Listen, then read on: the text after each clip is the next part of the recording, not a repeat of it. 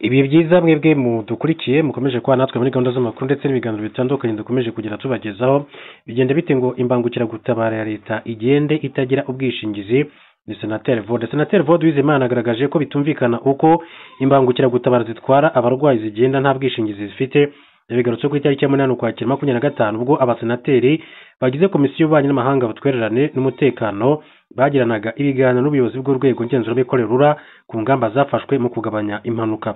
Senateri Uwizeyimana Vode yavuze ko kimwe mu bikomeje kugaragara kandi bishyira mu gihombo igihugu ari ubwiyongere bw'imodoka zikora impanuka kandi zidafite ubwishingizi.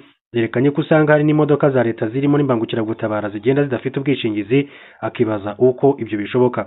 Ati imodoka zidafite ubwishingizi harimo n'imbangukiragutabara, imbangukiragutabara ni izande ni iza leta. Ejo haraho batubwiye ikarongi imbangukiragutabara itwaye abagore 7 bagiye kubyara ikora impanuka itagira ubwishingizi.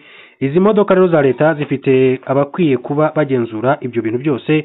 Ati bigenda bite kugira ngo imbangukiragutabara ibe nta bwishingizi ifite kandi inihuta cyane kuko iri mu binyabiziga ndakumirwa itwaye abarwayi irihuta cyane nta bwishingizi ifite. Impanuka zishingiwe zishyurwa n'umwishingizi bireba mu gihe impanuka zitishingiwe zishyurwa n'urwego rwishyura indishyi. Icyakora urwego rwishyura indishyi uwangirijwe n'impanuka itishingiwe iyo ibaye ntimenyeshwe urwego rufite kugenzura ibyaha byo mu muhanda mu nshingano cyangwa se ubuyobozi bw'umurenge waho yabereye mu minsi 7 nyuma yuko ibaye cyangwa se nyuma yaho usaba indishyi ayimenyeye. Iyo habaye impanuka itejwe n'ikinyabiziga kigendeshwa na moteri kidafite ubwishingizi, inzego zibishinzwe zifatira icyo kinyabiziga kugeza igihe nyiracyo yishyuriye urwego rwishyura indishyi ubwishyu bwose bwatanzwe kuri dosiye isaba indishyi n'ikiguzi cyifatira.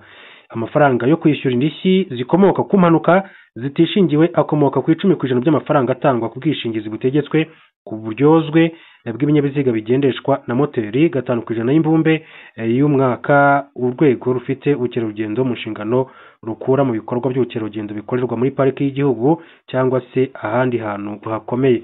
Akaba ari amagambo akomeye cyane yagarutsweho na Senateri Vode Uwizeyimana.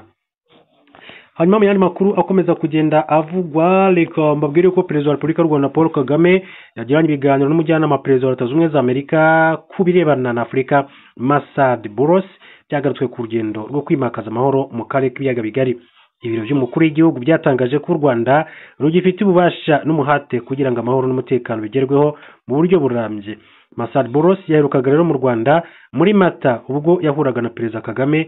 Nyuma yaho nibwo rero ibiganiro bigizwemo uruhare na Amerika bigamije gushakira umuti ibibazo by'u Rwanda na RDC byatangiye ndetse nyuma hasinywa amasezerano y'amahoro.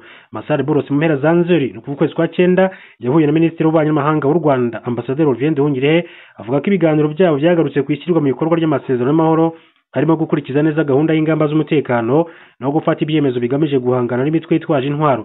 Ati twaganiriye kandi dugukemura ibibazo byihutirwa by'ubutabazi byugarije abaturage bagizweho ingaruka n'intambara, dusuzuma no kuri gahunda ihuriweho yo guteza imbere ubukungu mu karere irimo ibijyanye n'ingufu bikorwa remezo, uruhererekane rw'ubucukuzi bw'amabuye y'agaciro, ubuzima rusange, ubukerarugendo n'ubucuruzi, nyambukiranyamipaka izaba umusingi w'amahoro binyuze mu kurema inyungu z'ubufatanye n'iterambere rirambye mu karere k'ibiyaga bigari. Nyuma y'ibiganiro bya Masad Boulos na Nduhungirehe byabyitezwe ko intumwa z'u Rwanda n'iza Repubulika ya Demokarasi ya Kongo zihura zigasinya amasezerano y'ubukungu, gusa ku munota wa nyuma RDC yanze kuyashyiraho umukono. Amasezerano y'amahoro hagati y'u Rwanda na RDC yasinywe bigizwemo uruhare na Amerika, by'umwihariko Masad Boulos agamije gushakira umuti ikibazo cy'umutekano muke umaze igihe mu burasirazuba bwa RDC. Yashyizweho umukono ku itariki 27 Kamena 2025 i Washington DC muri Leta Zunze Ubumwe za Amerika.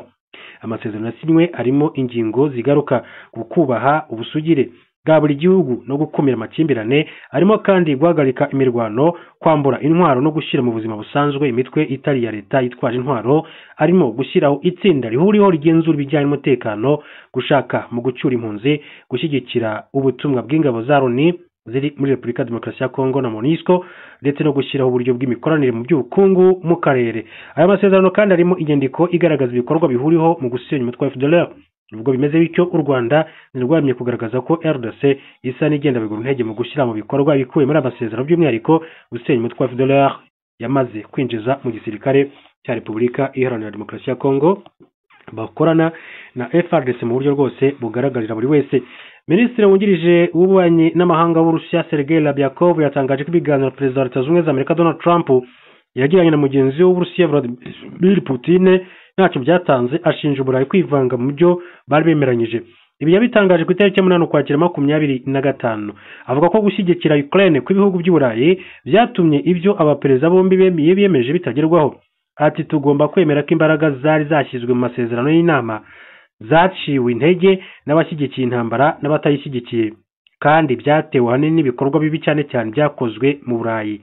Uyu mugabo akomeza avuga ko ahubwo iyi ntambara yaba mbi kurushaho Amerika niramuka ibaye Ukraine ibisasu byasabye ibyo muri Amerika bya Tomahawk bizwiho kurasa kure ndetse no kudahangwa n'ibihe.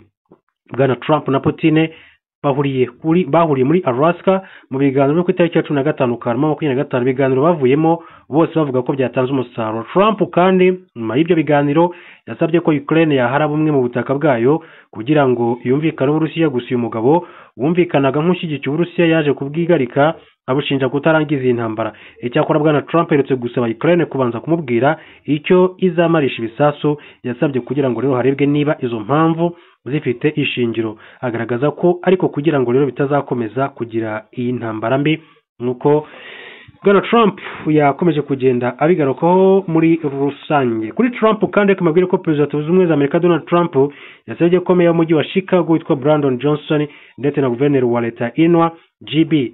Pritzker abarizwa mu ishyaka ry'abademokrate bafungwa.